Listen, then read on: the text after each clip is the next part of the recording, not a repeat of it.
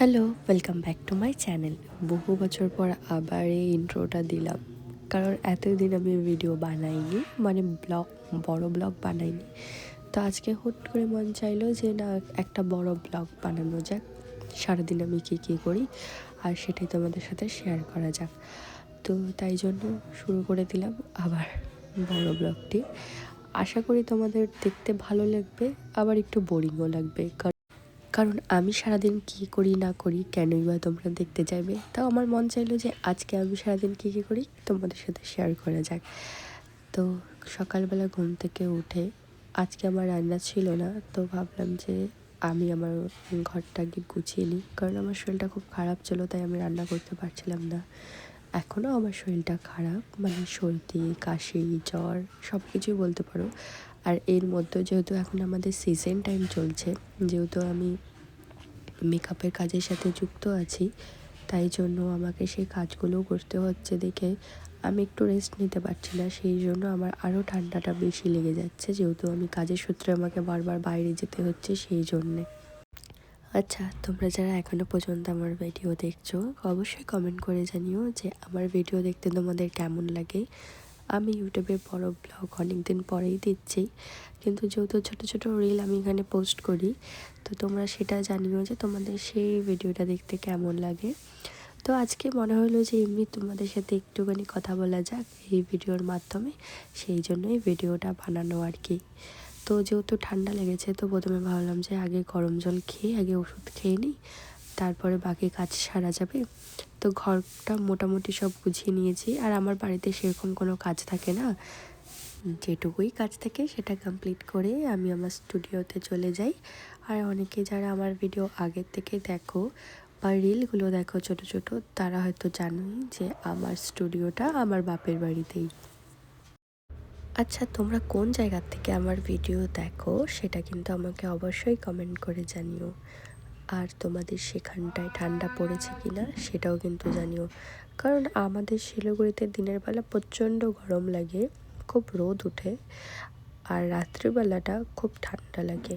তো তোমাদের শহরেও তাই হচ্ছে কি না সেটা কিন্তু জানিও।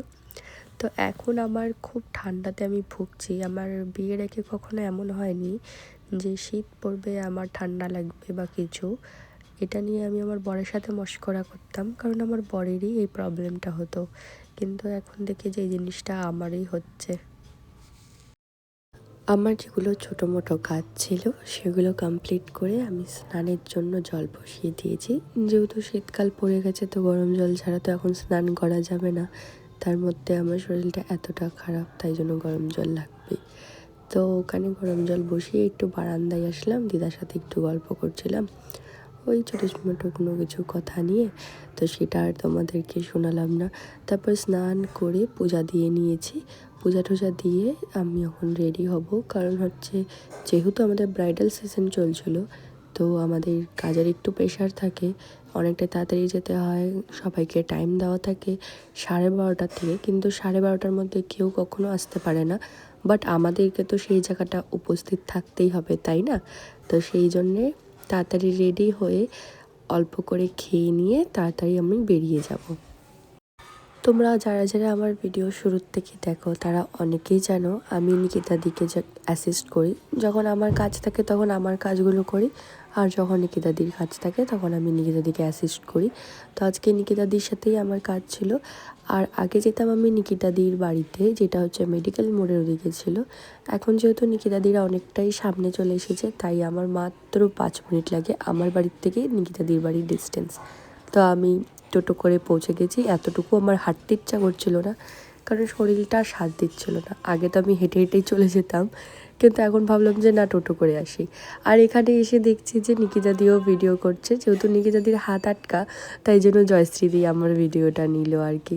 তো এখানে নিকিতাদি রান্না করছে, আর এটাই আমরা কাজ করার পর আমরা খাবো, মানে দুপুরের লাঞ্চ। যেহেতু খেয়ে এসেছি, আবার ওই 3টে, 3:30, 4টের সময় যে খাবারটা হয় সেটা হয়তো এখানে খাওয়া দাওয়া হয়। তো এখানে দিদি রান্না কমপ্লিট করতে করতে আমাদের ব্রাইডরাও চলে আসবে, ততক্ষণে দিদি রান্না হয়েও যাবে আর আমাদের কাজও শুরু হয়ে যাবে। তো ভেতরে আরও অনেকজন আছে, মানে আর একজন মানুষ আছে, তার সাথেও তোমাদেরকে দেখা করানো যাক। তো চলো। কয়দিন আগে তোমার বিয়ে গেল? আর এই যে দেখা যাচ্ছে আমাকে, নিজেকে দেখা যাচ্ছে। এই যে যাচ্ছে। কখন আসো তুমি? একটু আগে না? না একটু আগে আসলে 1 ঘন্টা আগে আসছে। সত্যি? তাহলে তোমার আওয়াজ পাইনি তো আমি। কি হ্যালো গাইস। Hello guys. ওমা কি সুন্দর লাগতেছে তো দেখতে। তোমরা তো সুন্দর কি না।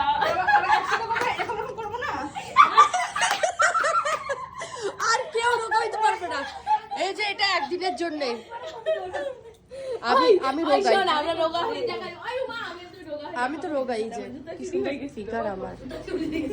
ওই নিকিতা কি তাহলে বল না রে নিকিতা, কোন স্টুডিও এমটিএমে যায় ড্রেস। তো আজকে আমি সারাদিন এত কাজে ব্যস্ত ছিলাম যে ফোনটা ধরারও টাইম পাইনি। এখন আমাদের কাজ কমপ্লিট হলো, মাঝখানে যে আমি একটু ব্লগ শুট করবো সেটাও করতে পারিনি।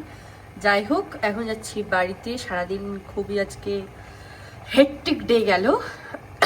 কারণ আজকে 15 তারিখ আর 17 তারিখে আরো বেশি, 17 তারিখে ডেটটা গেলে আরো বেশি বাজে, কারণ সেদিনকা আমার একটা ব্রাইড আছে, তারপর সেটাকে কমপ্লিট করে আমাকে আবার এখানে আসতে হবে। তো এখানেই তো এখন যাব বাড়িতে। তো ভিডিওটা এখানে শেষ করছি। টাটা।